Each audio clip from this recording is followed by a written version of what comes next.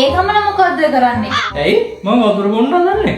ඉතින් ඔකට කූල් වතුරම බොන්න ඕනද? දැන් අයිස් කෑව විතරයි නේද? ඔව් මම අයිසොත් කෑවා. දැන් කූල් වතුරක් බොනවා.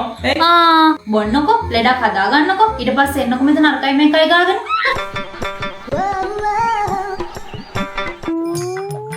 බබා මං නාන් එන්න.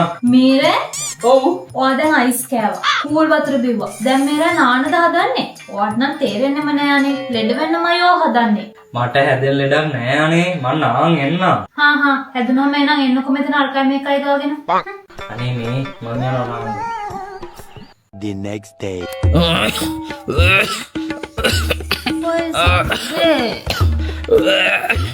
මේ මොකද?